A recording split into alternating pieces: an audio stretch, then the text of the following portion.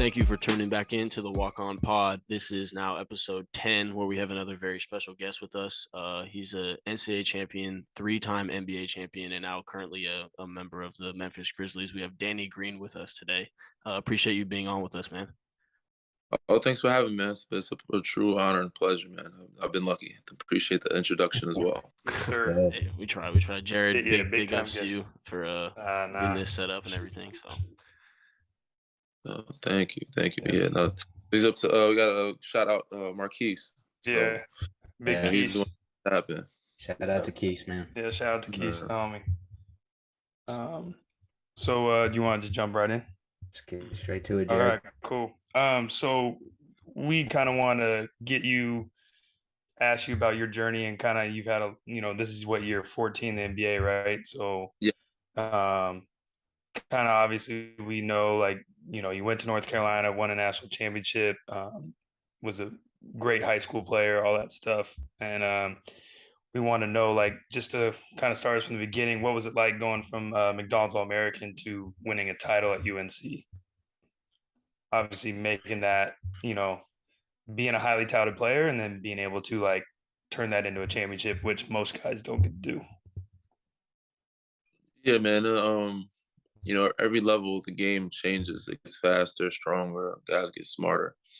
I wasn't a high level recruit in high school, not until my senior year. So I didn't get highly recruited. I went to, they had the camps back then. They had ABCD camps, Nike camps. So I went to ABCD camps, a couple of years. I got invited before going into my junior year. I did decently. I got recruited by probably a lot of mid-majors and low D1 schools. But I started getting highly recruited. I had a really good year after my junior year, going into my junior summer, going into my senior year.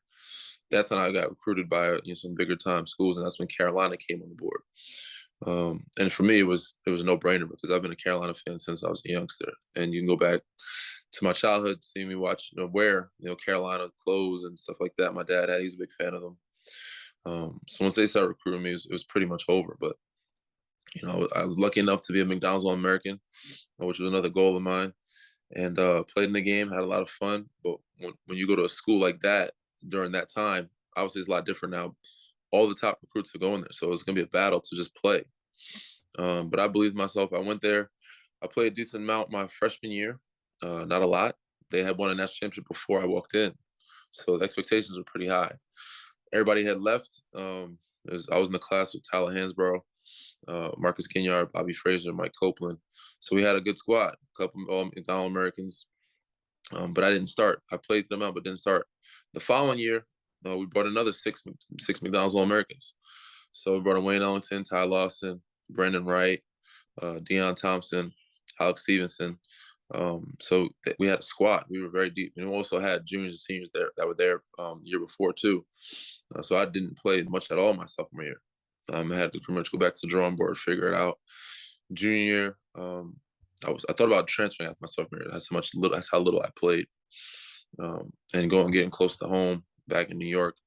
But junior year, I worked on my game all summer. Junior year was like 6 men a year type thing. There wasn't a real thing in college, but I still didn't start. But I ended up making an impact and playing well, coming off the bench for my school.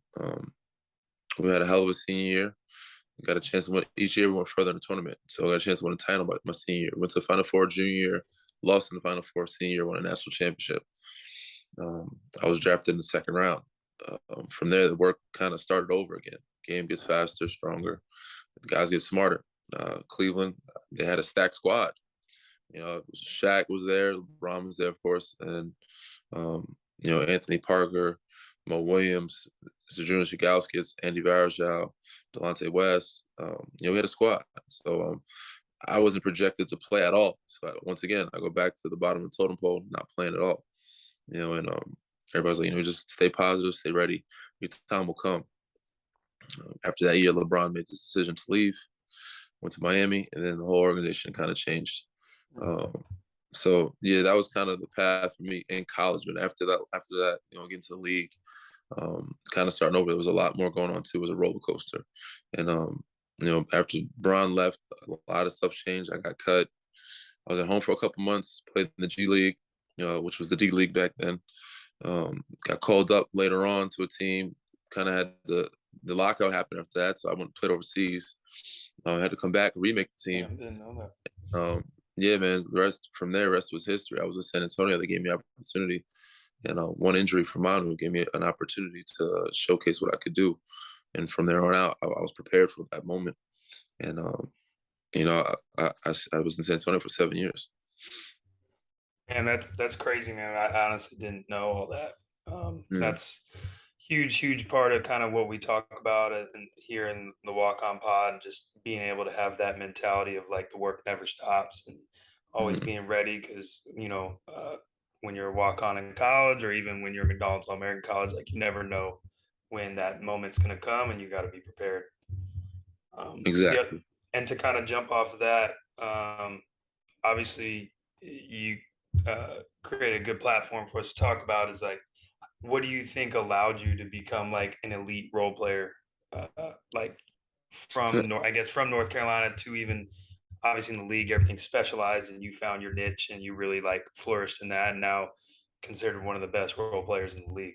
The fact that I was a role player my whole career, I think allowed it. I mean, I was only a star player in high school. Even then, we had a great team. So my high school team was number 2 in the country for a short period of time before we lost in the states or in the finals. We had a lot of guys go D1. So it wasn't just a one-man show. My coach never let it be, or never let me be a one-man show. So it was like I had to share the ball, share the court, share the floor, not be the highlight since high school. So when I got to college, start all over, I was a role player since the beginning, all the way through. And even when I finally got a chance to start my senior year, I was like the 5th option. So we had Ty Lawson, Wayne Ellington on the wing, Tyler Hansbrough. Ty Hansbrough was number 1 option, Ty Lawson and Wayne number 2 and 3. Then we had Deion Thompson. Back then, those days, we threw the ball in the post. So it had to go inside beforehand. If it wasn't going to Tyler, it was going to Deion. So I was the 4th, 5th option on that team. So I had to find my role, where I could fit in. And from there on out, it was always that. Even in Cleveland, I didn't play much, but in San Antonio, Pop doesn't have any one-man shows or egos. He has 2 or 3 guys that, that are really good, that are all-stars. We had the big 3, but even then, those guys were glorified superstar role players. And that's how he made it seem. Even though they were superstars to us and to the world, the way they acted and carried themselves, they didn't have any egos. And the way Pop coached was, there is no one-man show. There are no superstars here, and everybody had to do it collectively. So by the time that came from me, I was prepared for it because I've been doing it my whole life. And, they kind of made it easy for me to do it there. They kind of, I wouldn't say allowed me or turned me into, but yes, they definitely turned me into a professional. And they find ways to put you in spots to make you shine and be successful in what you're good at and what you're doing. So they put you in places where you only have to, play towards your strengths.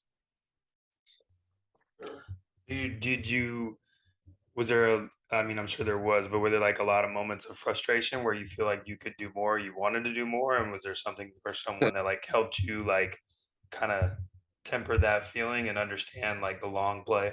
For sure. Plenty of times. All throughout my high school career, my college career, I always thought like, I didn't think I should be the man, but I thought I could definitely bring more to the table and show more to the table. Like, even in San Antonio, not that I need to dribble, but I was capable of dribbling and making a play.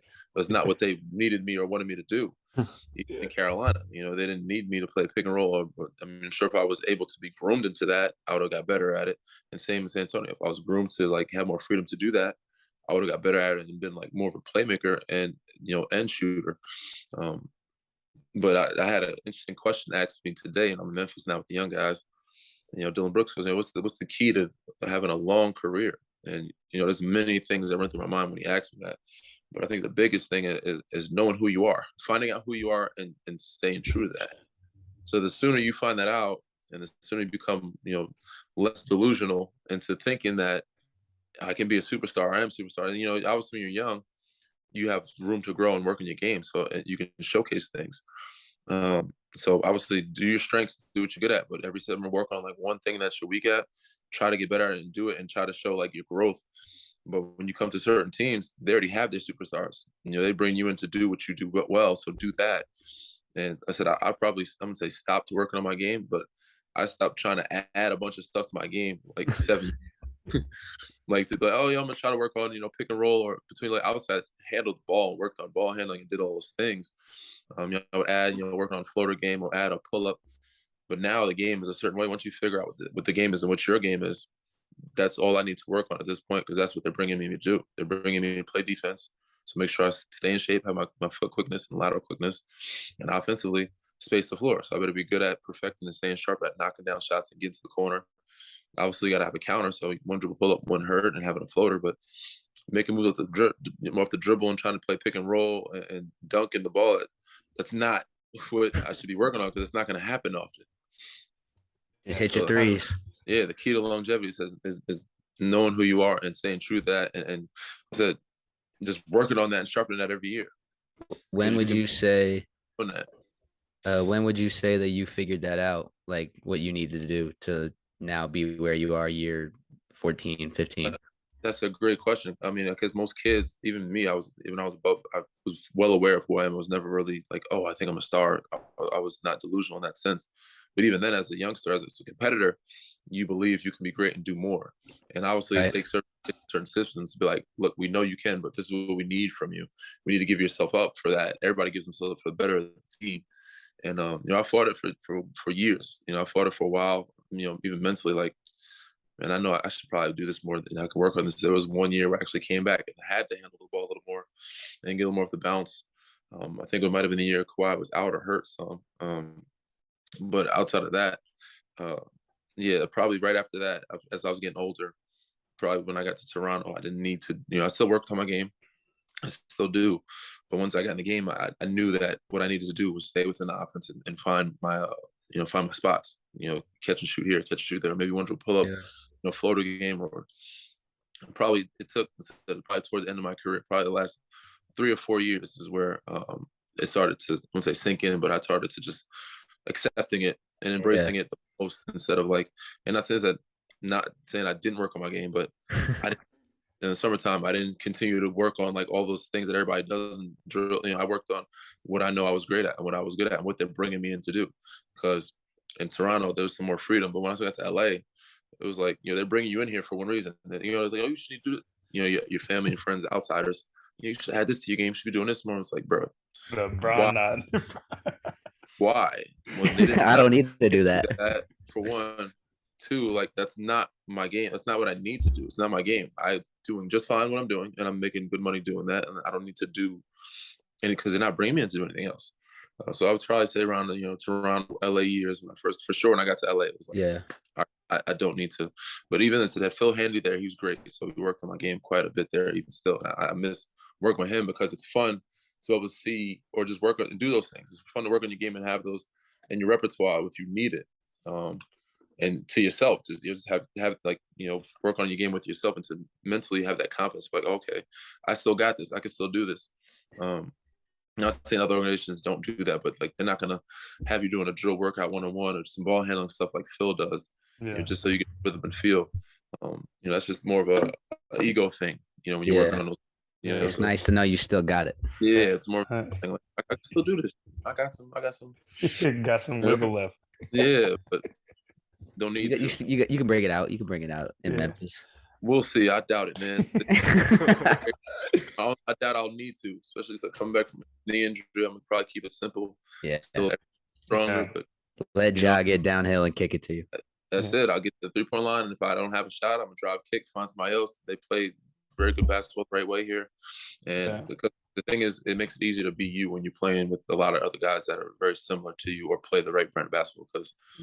You don't have the first shot, you can give it up. You'll get it back a second time. Now, in other organizations, if you don't shoot it right away, you may not get another shot. And if you dribble and kick it, it may not come back to you. So I think that comes into play when it comes to guys taking poor shots or bad shots or shooting percentages going up and down in certain organizations, certain systems, because they're probably pressing a little bit more.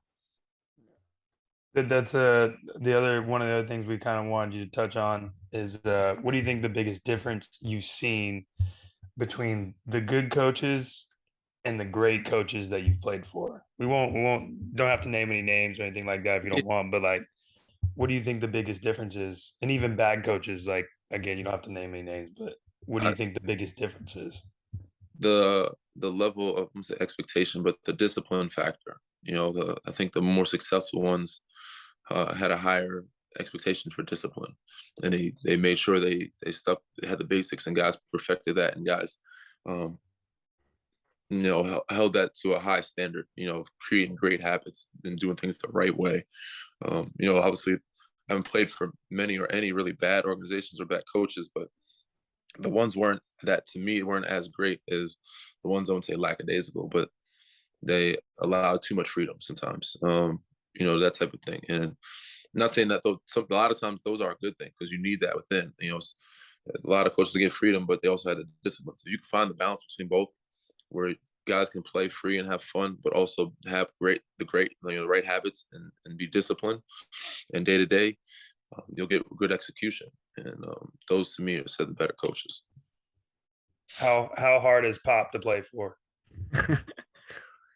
He's probably the hardest person to play for in our league, and there's a reason why. There's a reason why he's great. Yeah, 100%. Not easy. Not easy. I imagine as he's gotten older and got a different generation of kids coming through that in his older age, that he's probably had to change some of the things he's done, some of his theories and some of his approaches. But yeah, the great ones are always hard to play for. Yeah, no, So, I think that's talking about like those great ones, like obviously Pop, you've been in the locker room with a bunch of these great basketball minds. What now, coming into you being a guy on this younger team that's up and coming, like a lot of hype around surrounding the Grizzlies and everything, what are you bringing, kind of piecing it, each locker room that you've taken from, what are you bringing to them that you feel like could bring them to the next level? That same, I said what I was discussing, that that I learned in San Antonio and other places, but that professionalism, that discipline, and for this team, the maturity and getting them to grow and understand what it takes. They're very good. They're very talented. I just think just need a little more maturity, a little bit more from a different, refreshing, face or a different person. But a lot of that takes what you need to win, making the winning plays. They know all that stuff, the little things, but just being so when it comes down to playoffs, the game slows down a lot different, like slows down a lot more. And the teams that are the most disciplined are the ones that are execute, the ones that's going to win the game. So that comes with maturity and time. So in regular season, you can play free, you can run up and down. You're going to get more fouls, you're going to get more threes.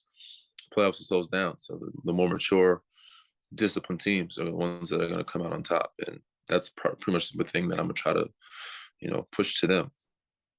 Yeah, Memphis has been missing that vet. I feel like they didn't have any like older guys in the league last year, and they were still killing all year long. Yeah.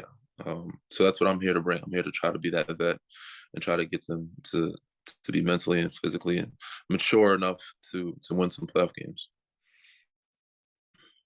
That's huge. Based on what you just said, I'm going to go to a specific point. So after you guys lost the heartbreak in 2013 to Miami, yeah, what do you think allowed you guys to pick yourself up and like come back in 2014 and like absolutely demolish like everybody? Because like it was like clear, like halfway through the year, like, oh, like they're not going to lose. Like, so what do you feel like allowed you guys to do that? Because most teams can't do that. Memphis had some heartbreak losses last year, and it's like, they have to come back and find a way to battle through that, even how Boston did this year. We were lucky enough to keep everybody together. Like even OKC, they had went to the finals, 1 year, and I think they had never went back. I don't know if they kept James the same year, but teams change all the time. We were fortunate enough to bring everybody back, and everybody came back with a chip on their shoulder and the same mentality, to be better and get back and get to that stage. So us being on a contract allowed us to be together, us, figuring out, and us having guys with less egos that wanted to make it work and knew that we were capable of it, and to come back to figure it out allowed us to be great. But Pop, of course, himself, and then, our big three, everybody that's was there the previous 2 or 3 years, allowed us to really hone in and to keep that chip on our shoulder. And obviously Pop reminded us every day of how we got to that stage. We prepared every game, every regular season game. We practiced as if we were playing, Miami Heat in Game 7. So having him and having the same group together and being healthy allowed us to keep that chip and that anger and that motivational mentality to want to get back there and get it done. Do you think Pop didn't have to push as hard that year because, or do you think he pushed harder? I don't think I would never know if he didn't have to, but he pushed extremely hard, and I think it was necessary and what we needed. Yeah. Times where he kind of backed off because he felt like he knew he was pushing too hard, pushing really hard. But I think it was necessary for us to keep that sense of urgency and that chip all year round. So, Danny, talking about the championship with the Spurs, can you kind of like hit on like what the like? Obviously, you won 3 championships, one of the Spurs, Raptors, and the Lakers. We can talk about the bubble after this because that's probably a whole nother aspect. But talk about like the differences between like the Spurs when you guys won the championship and then like the approach with the Raptors and how you guys got it done. Just kind of like what it was, because obviously both great teams, great defenses, great ball movement, whatever. Just kind of explain like what the differences in those teams were and why they were able to be so successful. Very similar, because we were not the favorites to win. We're the underdog mentality. In Toronto, we were one of the top teams in the East, but we weren't predicted to win a NBA championship. We had a lot of young guys with some inexperience. They had to make usually it's hard for teams with 1 year together to make something special like that happen after a trade. So the mentality was pretty much the same, but for us, me and Kawhi, was we got to prove ourselves that we can be successful and do it outside of San Antonio's system, that organization. So yeah, we came in with that mentality of we can make something special. We can do this on our own as like ourselves somehow, but not alone. Obviously, we had a good group of guys, a good coaching staff, but we wanted to bring on what we knew to those guys. And obviously, we were the young guys in San Antonio. We get to Toronto, we automatically became the vets real fast, right? Like, older guys. So it happened really fast for me, becoming young and old. So I went from young to one of the vets really fast in LA. It was, I was there for a year, but we had a lot of veterans there. And once I left LA, I was the old guy after that. Philly, everybody was younger. Now I'm old as hell compared to everybody. They're like the second youngest team in the league last year. So becoming the old guy happened very fast. Becoming the vet happened very fast when I came to Toronto. So I had to teach these guys, learn them, what it takes to win and create a winning atmosphere, not just for regular season, but the playoffs and getting over that hump. And at that point, I think Bron already had left to go west. So, they kept losing to Bron and Cleveland in the East. But even if I feel like if he was still there, we would have been pretty good. We had, me, Kawhi. So if he was still in Cleveland, I think, we would have helped him get over that hump. But Milwaukee was a beast. Of course, everybody thought they were going to do something, make it out the East or be special. Philly was another monster in the East that had Jimmy, Bias, JJ, Joel. They had a really good team. And then, of course, Golden State, that was KD, Clay, and Steph. They weren't supposed to lose any games ever. So since the day KD stepped on court. So, but, a lot of championships have happened where you never know what's going to happen. Like in the playoffs, you don't know what's going to happen, who's going to be healthy, who's not. Yeah. And they weren't fully healthy. So that worked in our favor. Obviously, we wanted to play them fully healthy, but some of their championships, they had years or teams or times where they played teams that weren't 100% healthy. So definitely. But nobody ever remembers that. They remember part of it, but everybody just remembers you won a championship. I'm like, they don't put asterisks. They played unhealthy teams. So we weren't, predicted to win the East or beat some of those teams in the East, nor if we did make it out the East to beat Golden State, who had a 3-headed monster. Yeah. Talk about how insane was that shot in Game 7 that Kawhi hit against Philly? It was it was a big one, because if we went into overtime the way that momentum was going, I don't know if we would have came out, because Philly was rolling in, playing well. And when he shot it, I don't think anybody believed it was going in right away. That's the craziest shot. From the angle of it, the way he faded, the way he shot it, and Joel contesting, 7-foot, 300-pound guy flying, jumping as high as he can to contest it. And when he shot it, it was kind of so far off left, but then it was literally felt like a movie, because it went in fast on TV, but in the court, it felt like it was 10 seconds for the ball to drop in the damn hole. We're like, everybody's holding each other. In the movie, you see the ball bounce up. It was like, and when it finally went in, everybody went nuts. And that was us getting over the hump and getting, Toronto over that hump, getting to the, because they kept losing in second round, first round. They never got to the Western Conference Finals, let alone the finals. So once we got there, we got to Western Conference Finals. That was their championship for them. We knew work still needed to be done. but they never been to West Conference Finals. And once we got to the finals, fans, the city, the fan base was so excited. They're like, they were just happy that we got to both those stages. But for a lot of us, the work wasn't done. So, but that shot was huge. Probably the biggest shot, at least top 5 biggest shots in history of the game. It's crazy. Did you expect him, the Kawhi, to turn into the player he is? And like, 'cause that championship run was insane. Obviously, he was huge with the Spurs in 2014, but like 2019, he was really throwing it on the back. Yeah, you mean in that year or just overall? Because I don't think Just overall, but like especially that year because he was really locked in like I've never ever seen before. Yeah, I don't think anybody ever seen Kawhi come in or turning out to be the player that he was when he first got drafted. He's just a defensive guy. He had long arms. He had a weird build. He wasn't offensively gifted, but he really worked on his game. And they groomed him and they gave him the keys in San Antonio to be able to, take it to that next level, be the offensive all-star threat. And each year he just kept getting better and better. So once I knew what he could do and was capable of in San Antonio, I knew he'd bring that. I didn't think he'd step it up even a level higher than that. But he was getting his body. He was bright, resting. The reason why they rested him games and he didn't play back to backs. He was getting his knee right, so he was fresh when it came down to being playoffs. Even though in Milwaukee series he was limping, seemed like playing on one leg. Yeah. But no, he got it done. He took it to another level. But I knew he was capable. But I didn't see him ever turn out to be that type of player or bring it to that level. No, I don't think anybody's seen that coming. That mid range is demoralizing. Yeah. He's a big time Warrior fan, so yeah, that was heartbreak. 2019 was hard for him. It was heartbreak. I was just glad they won Game 5. I thought it was over when Kawhi went on that like 8-0 run by himself. Yeah, that was a heartbreaker for us too. We were at home. Everybody thought we was gonna win. Yeah. I don't want to say we pre-celebrated or anything like that, but Clay had been out of game with the hamstring and came back. It was a weird series. That was, we definitely we won all our games on the road. You never see that happen. So you guys didn't win a home game?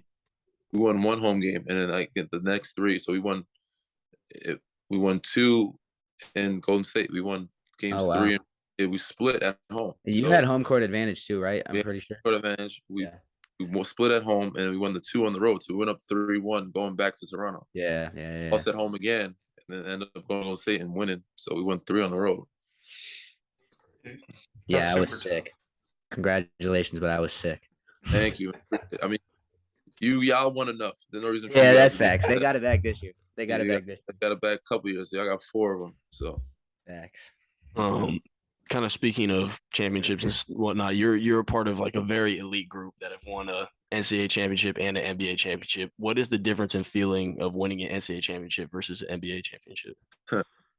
It's hard to say, man, because in the moment you're like, this is it. This is what I've been living for my whole life. This is what I've been playing for my whole life. In college, you don't know anything different. You're young. You watch the NCAA championship, and it's so hard because the best team doesn't always win. Right. And you got to be healthy, and you got to be a lot of lucky too. An NCAA championship is a lot harder.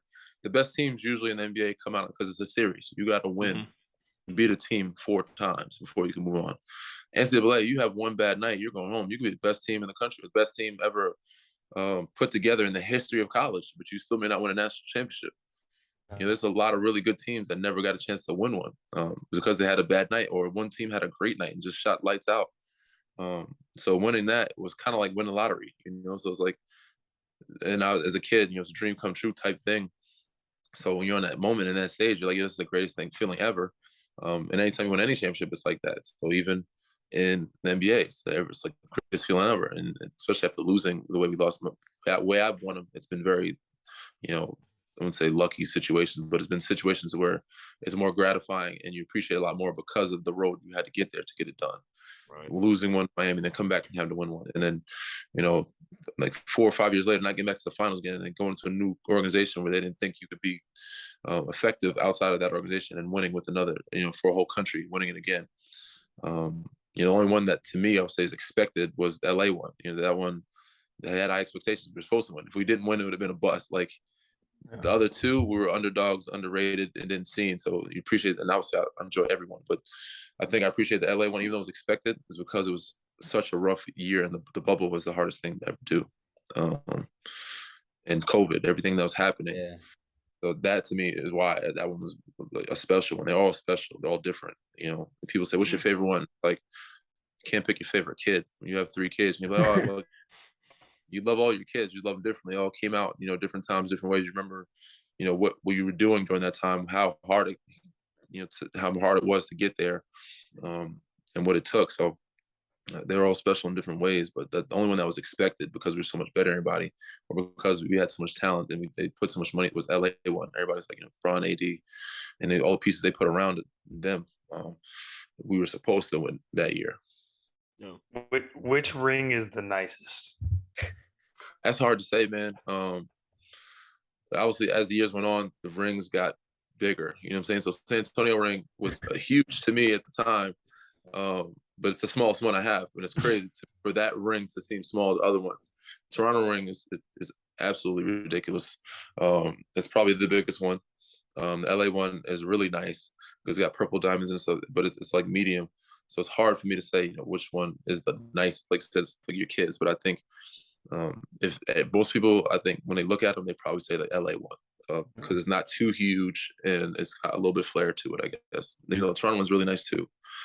Drake had a hand in designing the Toronto one, or what? I would assume so. I think he got 2 different rings or 2 different designs. I'm sure he got it. That's crazy. Yeah. The OVO edition and then the regular. Between the Toronto ring and LA ring, you would look at them and say, okay, San Antonio ring's really nice too, because it was some years ago, 2014, it was 8 years ago. I wouldn't say it's outdated, but it's smaller. It's not as updated as the new ones now. They're huge and they have different people who take rings off. They have the back. They have so many different little gadgets to them now that makes it a little bit cooler. That's funny. Yeah. How crazy was, or how weird was playing in the bubble? Like what?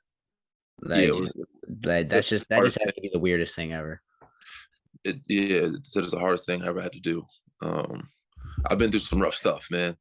I think I've played in some strange atmospheres. I think living in that space, playing in that space was the hardest thing to do. And I'm not the type to give money back or like pass up on a check. But if they told us we had to play in a bubble again, I don't think. Yeah, I might be able to keep that. I don't know if I'm gonna do that. Might retire at year 14 will be it. Not good for my mental health, man. But how long were you out there? How long were you guys out there for? Because you won it all, so you were there for a minute. We were there for 3-4 months. So we got there July. We didn't like October. We were there for a while. Obviously you keep winning, you stay in longer. Yeah. We were there for 100 days. I don't know exact days, but we were there for like 100 days. That's nuts. Crazy. Yeah. That's what the hardest part, the just being isolated or just like the food and like lack of like comfortability. I think just being isolated and not having the resources, but not just that, also like we were only allowed a certain amount of staff, and when you got, so I felt like we were understaffed when we got there. We allowed a little more as we went further. Some more staff came in, but even still, not having the resources to go do stuff that you normally do in your day to day on your own. If you wanted to go get, a hot tub or massage or something like that, or you wanted to go do a, needling session, like we had a good amount of stuff in there. But if you want to do your own stuff, remedies for your body, and not have, I was not just banged up mentally, but physically too. Like it was rough in there. There was a lot of injuries that happened. Not major injuries, but bumps, bruises. But just being in that space and having to operate in that space for that long, I think is the toughest part more than anything. Yeah. And the walls just start closing on you, and it's hard to. And playing, you used to playing in front of fans your whole life. Not playing in front of fans is weird. Yeah. There's no energy, like fake noise, but you have no energy of swinging the momentum. Yeah. That can build your confidence. It can break your confidence. You're playing on the road. We saw anyway, a couple teams come back down from 3-1 in the same playoffs. That doesn't happen if you have road and home games. You know what I'm saying? Yeah. So a couple teams did it in the same playoff series. And usually you might see it one time every couple of years, or one playoff series, but not multiple times in multiple same playoffs. Denver went back to back, right? Yeah, they did it back to back 3-1. You don't see it happen like that. Well, especially since, like, I mean, better than me, but it's like the NBA is so much about routine. That's like, can only imagine like what that does to your routine, just your daily routine, with shoot around and then going home and how you prep and what time you get to the arena, and like, because there was like restrictions on how many people could be in there and the locker rooms and all that, right? Yeah. for sure. It definitely changed your routine. It changed your everyday living, and having to be around the same people every day, sharing the space and testing every day. Like all those things come to account, man. And it was the nicest setup that you could ever imagine. It was really nice. They did it up, but no matter how nice you make jail, it's still you know what I'm saying? Like you still feel like you're locked in, even though it wasn't jail. But because you're in one space and you can't leave, you still feel like you're locked up, even though it's the nicest jail you ever. But it still felt like we was locked up. You know what I'm saying? So I got we were leaving to win it. I got one more thing to ask you, Danny. Here, moving forward to now, obviously, I got to see some of the stuff you've been doing over the last couple of weeks and months, and obviously, I respect how much time you're putting in. What, with all that you've accomplished and all that we've talked about, what really motivated you coming back from this injury to like, all right, I got it in me to like come back and I want something. Like, what really pushed you to even come back? Like, you have nothing left you need to show anybody. Like, you've had a great career, but what kind of allowed you to, or made you choose that? Many things, man. Well, first and foremost, just my competitive spirit. I've always taken on any challenge especially when people doubt me. For me, I thought it was, I wouldn't say offensive, but like for people thinking like, oh, he should retire or like this is over for him, was like, nah, I got some good years left. So I need to prove these people wrong again. But the fact that I am young, I felt I had good years left, and the fact that I don't want to end on that injury and not winning or on my own terms. I would love to leave the court on my own terms. That doesn't always happen, but I feel like I have some years in me to be able to hopefully leave the way I want to leave. But I think the biggest factor is me being competitive, taking on new challenges every year, and the fact that I always use the doubters and the people that I wouldn't say just criticize, but those that challenge that I can come back from, or just don't think that I can come back from certain things. I use as motivational chips to be able to strive to do that and make history. There's other ways you can make history, and for me is coming back before they expect me to come back and actually being effective. Not many people have come back from multiple ligament injuries, multiple ligament surgeries. So in that sense, I'm trying to new challenges, make history, and I have other goals still. I still want to win more, but I want to play until a certain age, so I can't play anymore to a certain age. And I really, honestly, the last thing that I would love to be able to be a part of is a USA team and win a gold medal. So I got, obviously, want to continue to focus on this and win while I'm playing here. But I guess I got another year or so before the Olympics happens to give myself time to prepare and actually try to hopefully get invited to be be a part of that team and stay young enough to be able to be ready and effective for the next 2 years in my career. So I feel like I have a good amount to give, and I want to show and prove that in the next couple of years, and until I feel like my body can't give as much anymore. Great walk-on mentality, right? Love it. I like it. Love it. Gold medal's a great goal. Yeah, man. There's one more to the collection. I need the trophy case. That's one thing that will put me at like, all right, now that I've good. Yeah. Like if I want to retire, I'm done. I don't need to do anything else. I need to prove anything else. Not that I need to prove anything, but to myself, that's just something that I would love to. And I've seen a couple guys, and I played with Matisse. He came back with his bronze, I think it was. Seeing that gold medal was dope. Just having that in your house, like it's an amazing thing. Yeah, definitely. Luke, you know how much time we got left, or what? Should be good. If you got one more. I just got a short one. Danny, they're not going to tell you this, but Luke and Tommy are two of the best shooters that I've ever met. Oh, really? Okay. Oh, yeah. Okay. Luke is going to end up being top 5 NCAA all-time career percentage. Okay. So I'm looking forward to watching that, man. But appreciate that. When we were in LA, you had some interesting takes and some thoughts on shooting. I just wanted to kind of let you spread your knowledge here. For sure.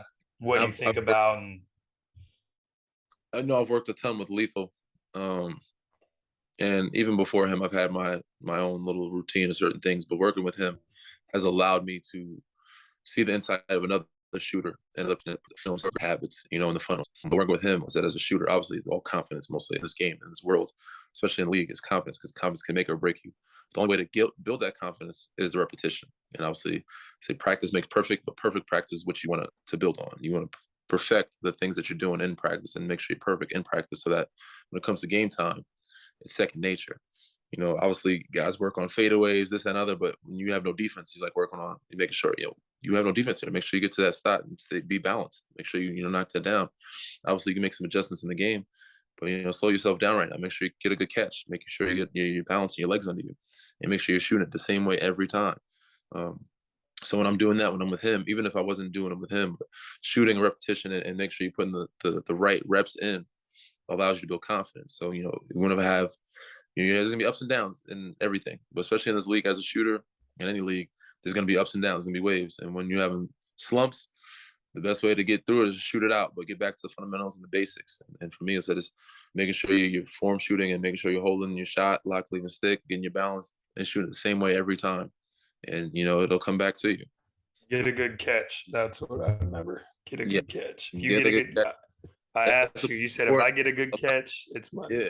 A lot of times the passer makes a shooter. You hear that all the time. Because that's facts. You got to find your pocket. And sometimes you might not find the pocket, but you got to make sure that even if they don't find you on target on time, like you got to make sure that the ball gets to your pocket. So you got to make sure you got a good catch, grab it. If you don't have a good catch, we obviously, as humans, even as players, the game is moving faster, so we speed ourselves. So you got to find ways to slow the game down.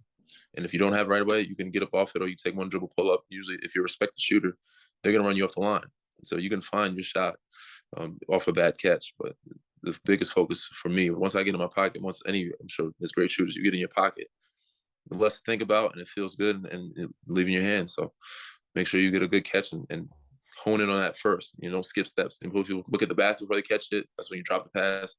Or, you're doing other things. Make sure you catch, look at the rim, stay locked in, and stay in the shot. So getting a good catch is very important. Are you a look at the back rim guy, follow the ball? What are you? I'm a front rim guy. Really? I look to aim over the front of the rim. Okay. So some people aim for the back rim. I was, as a young age, my dad taught me, and that's what he taught me how to shoot is, the thing in the front of the rim, you want to shoot over that. So it's like, but as I've gotten older and seen different, theories, I see why people do back rim. You want nothing short. Yeah. In our league, because the line goes back a little further. So they're like, nothing short. Get your legs into it. So I see why guys, but to me, if you aim for back rim, I feel like more of a line drive type of situation. So over the front of the rim and, make sure you get a lot of arc. And I notice when my shot is off, it's usually because it's a little more flat. Feel you there. Mm-hmm.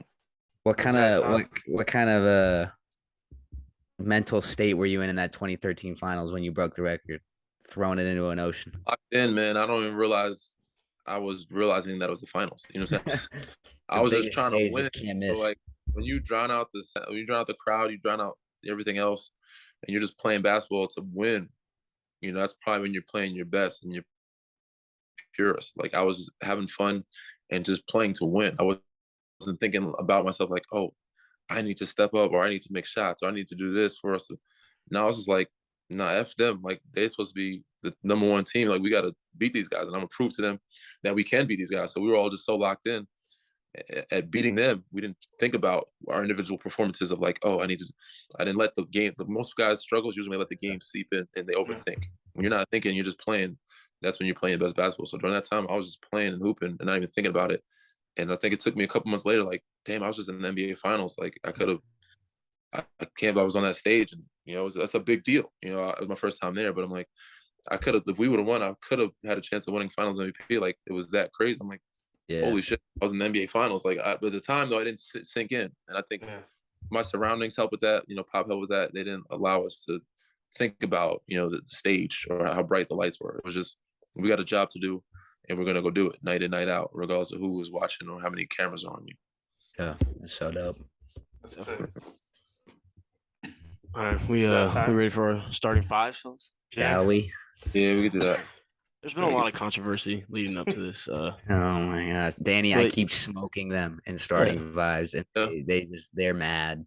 Don't say they. Mad. It's Jared. I'm Jared's not mad. Jared gets really mad when I win. I don't get mad because I was mad because you guys didn't understand what was happening, and now Luke has admitted today that what's really happening.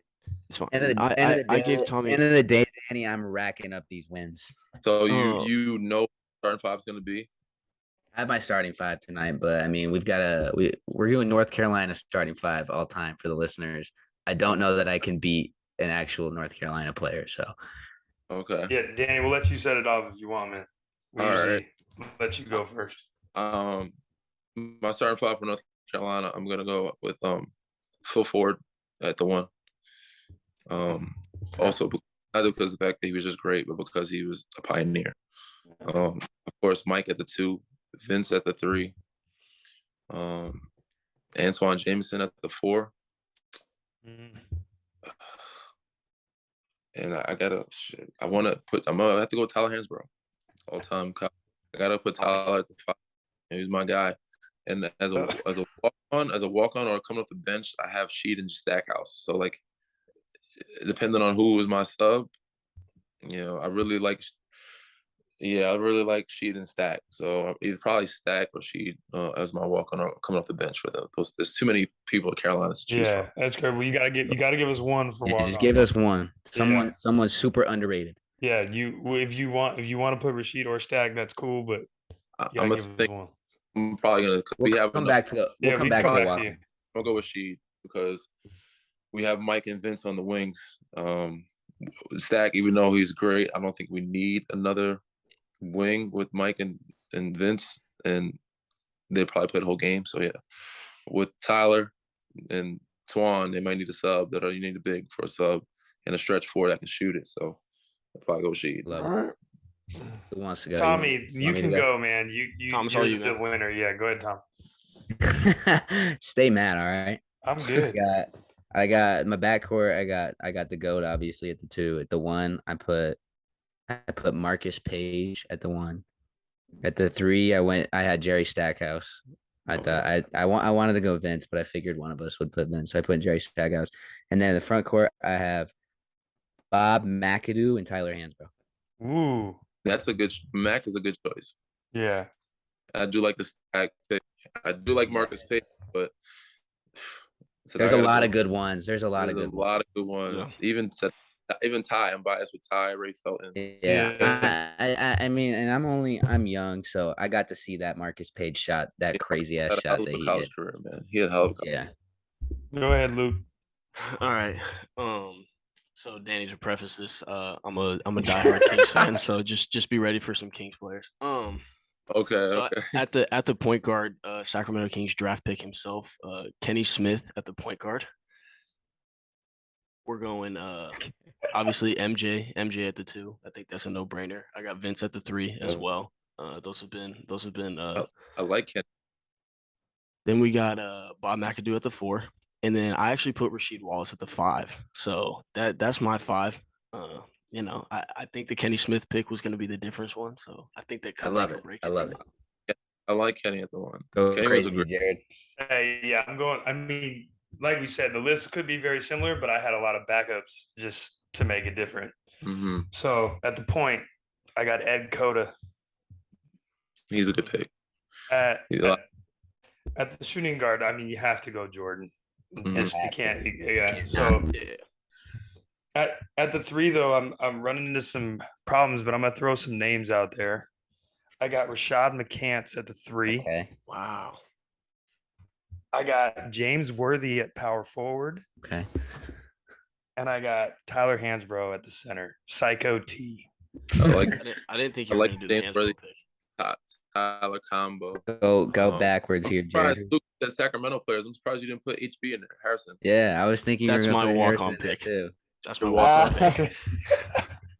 Yeah, number one player in the world, in the nation. What about you, Jared? Who's your walk-on pick? You're not ready. So I got two. I'm gonna have to pick, but I was trying to struggle between Joseph Forte and Sean May. 40 was. He was 40. So cold, but no one knows who he is. He was so cold.